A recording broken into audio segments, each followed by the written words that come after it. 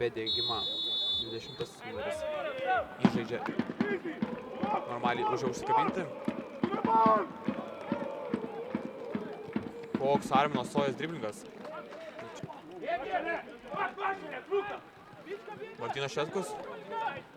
Puikus perdavimas link Bičkos. Savičius. Ir apsigė daugiau futbolininkų. Link Manvydas Tiksinskis kamuolys krenta. Ir pirmasis įvartis. Manvydas Tiksinskis pelno. Pelno pirmąjį rungtynį įvartį. Pirmasis įvartis šiame sezone prieš Soją. Retinas puikius toliau su kamuoliu.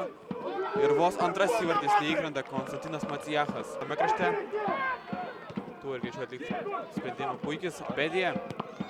Ir labai stiprus smūgis. Ir puikiai Dominikas Šekavičius stovi. Tai bus trečiasis atvejis. Edvinas puikis, dešiniojo kraštu. Ir puikiai krenta kamuolys link Davės Sangokų, tačiau Grigaliūnas šiuo metu vidurėje buvo.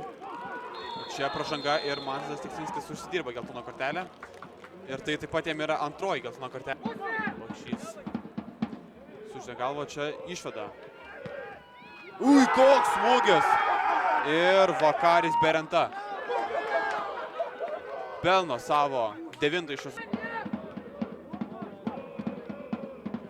Ir labai gera pozicija yra Vakaris Berenta, tačiau šios rungtynės baigėsi. Manvydas Tiksinskis pelnė įvartį ekrano ekipoje. Pirmame kėlinyje išlygino antro kėlinio pabaigoje.